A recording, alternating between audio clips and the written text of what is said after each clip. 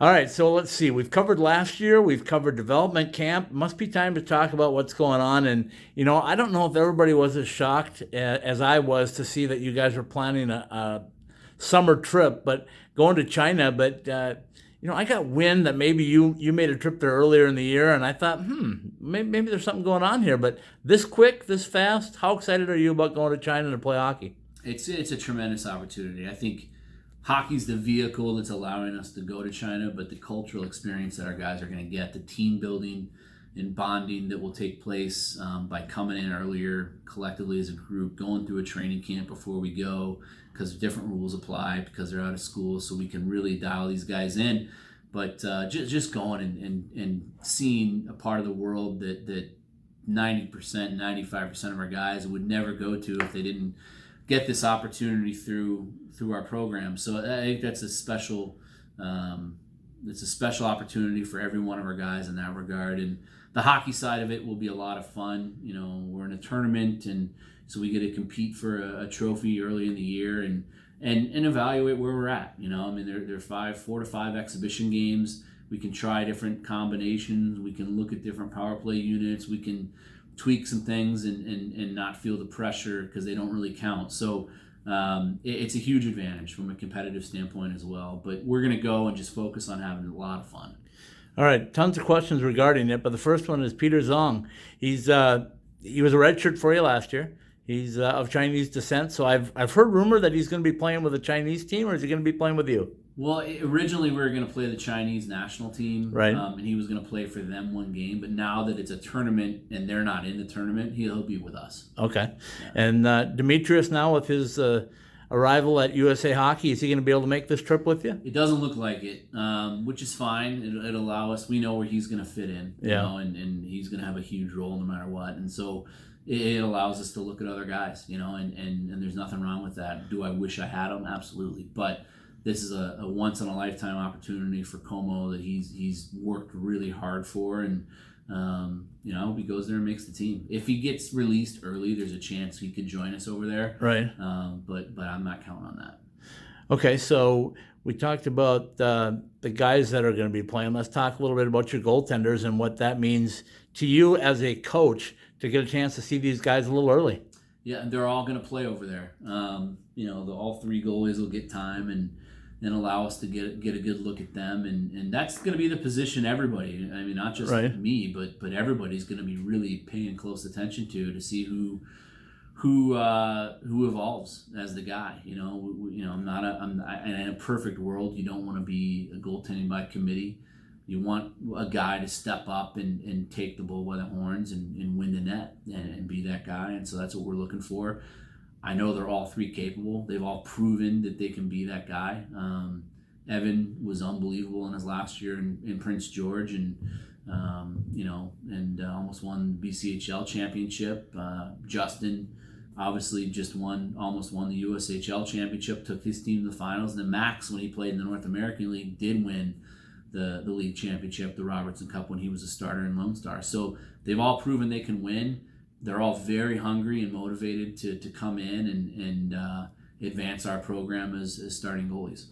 I think I know you well enough to know that you're very well scheduled and you know what you're going to do, but how unusual and is it difficult or challenging when you're going to have a camp, play for a couple of weeks, come back, be off, then start another camp, and then get into the regular season in October? Is that difficult for you as a coach for the guys? No, I think it's a huge advantage. I mean, we're going to be able to focus on so many more things once school starts. Right. And knock out a lot of the detail before the China trip, and then go to China and to have 5 games on film that we can evaluate and look at and dissect a little bit and use that in that camp for the month and a half leading into our home openers against Mercyhurst. It's you can't put a price tag on that value. It's going to be tremendously valuable to us. Okay, so China's out of the way. You're back here. You get your schedule lined up. You know what you're going to be doing. You know the teams you're going to be playing. How does this schedule, in your mind, line up with last year's schedule? Is it more difficult? The same? What do you expect? You just never know. I mean, on paper, going into last season, it literally looked like murder's row. Yeah. And it wasn't easy. It was tough, but there were some historically dominant teams that ended up not having the seasons that they're used to having, and things happen. So I've learned that the hard way, that there's literally no layups in college hockey, and we just got to approach everything the same way. We think that we truly believe, and our goal is to improve on our win total from last year, and we think we can do that. A lot of guys looked at your schedule and they said Anaheim at Christmas time. Tell me a little bit about how that came to play, and what was that the original plan, or did it kind of deviate off of what you guys had hoped? The original plan was going to be a 4-team tournament over there, and then it kind of just evolved into a series with Harvard. Really, Harvard's done their operations guy, Sean O'Brien's done the lion's share of the legwork in setting this up, and I think it's a tremendous opportunity to go play a Division I game in a state that we really want to start recruiting heavily in, and get the good exposure out there against what probably is going to be a top 10 team. So it'll be cool for us. It's an easy trip. It's an hour flight, and it's in our time zone, so we'll take that all day. All right, so you're looking at everything that we talked about, the schedule and all those good things, but two things that have been popping around now is everybody's desire to have a winter classic here at Sun Devil Stadium. What's your thoughts on that? Is that something that's more than a pipe dream? I mean, to us, it's not. I mean, we've been talking about that for 4.5 years. Right. So I mean, whatever. We want it to happen. I think that before it's all said and done, I think we can probably make that happen sooner than later. But what a setting it would be. Absolutely. It would be incredible, and it's something that has absolutely been discussed internally here, and a long time before it just got put out in the media a few weeks ago. Okay, so before you guys get into a new arena on campus, there's a chance that you might play on campus. Is that fair? What do you mean? Before you guys get an arena on campus, you might play at Sun Devil Stadium on campus. I guess if you put it that way, it is fair. But I don't think. I mean, the winter class is scheduled out for a couple of years, right? So we're not looking in the next 2-3 years, but in the next 5-6, it could be a possibility. A lot of it is up to the NHL, and obviously, if they wanted to make that happen here, I think we have the administration that has proven that they're open to new and exciting things, and we have the venue for it. I mean, the redone Sun Devil Stadium is incredible. It's fantastic. It'd be perfect for hockey, actually. It really would. So it's exciting to think about. It really is. All right, so let's wrap things up on 2 notes. The first note will be easy for you because you're probably going to tell me the same thing you always tell me when I ask you about the arena. Still in progress, still plans. Everything seems to be rolling in the right direction, and we're hoping for shovels soon. Yeah, we're hoping for shovels in September.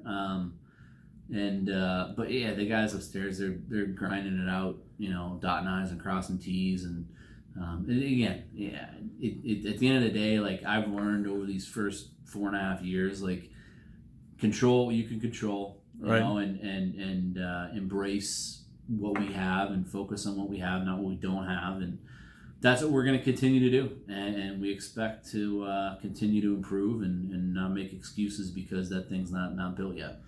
I would be totally neglectful if I didn't congratulate you on the Frank Kush Coach's Honor. For those that don't know about ASU and the tradition here and everything, shame on them, and second of all, what an honor for your peers to select you as the Coach of the Year here at ASU. Congratulations, and what does it mean to you? Well, thank you. It means a lot. I think and I said it, if there is an award that I would be eligible to win, this would for sure be the one I would pick. Because of how much this place means to me. And I know Frank. I knew Frank well. I mean, he was the first coach of the Indianapolis Colts. Right. And I'm from Indy. And he got to know members of my family very well throughout that process. And when I came to ASU as a student, interacted with Coach Kush quite a bit. He came to our golf outings, and we were an ACHA program, and we sold foursomes with him. And he would come to the rink and watch practice. And I remember he walked into my office one day, and it was a dingy old locker room with, literally rats running through it from day to day. I had a sofa in there from the Goodwill that I went and got and just plopped in there, and there's nails coming out of it. And he looks, he's like, "This is your office?" And I said, "Yeah." And he goes, "Well, you know what? My office was a lot worse than this when I started." So I'll never forget that. He was just a down-to-earth, hard-nosed, old-school guy that he's the standard here, and to win an award with his name on it is a tremendous honor for me. And then obviously to take it a step further and to have the fellow head coaches here with so many world-class head coaches like Herm and Bobby and Bob Bowman and Charlie Turner-Thorne and Zeke Jones and on, is a tremendous honor. I think that's got a lot to do with the Sun Devil tradition and the pride. And, what Ray Anderson has done here is built something that's second to none, if you ask me. And you're firsthand in it. How important is Ray to this university? I mean, I've been around here a lot longer than people know. I've been here essentially since 1995. Seen a lot of athletic directors come in and out, and generally this has been used as a stepping stone to get to what someone would deem as something bigger and better. And that's just not how Ray thinks. He's come here from day one, and this is the bigger, better. This is, his blank canvas and everything that he's done, to build this into what it is. And if you asked him, he's not even halfway there. This is where he wants to be, and I'm just incredibly fortunate from a timing standpoint that I get to be a part of it. All right, final thing for you is give us, if you can, a little breakdown of what's happening on the trip to China. When do you guys get on the ice for the first time to practice? What's the logistics of it? Yeah, first team meeting is going to be July 20th. Okay. And then that entire week after that, we'll be on the ice every day and almost run literally a training camp.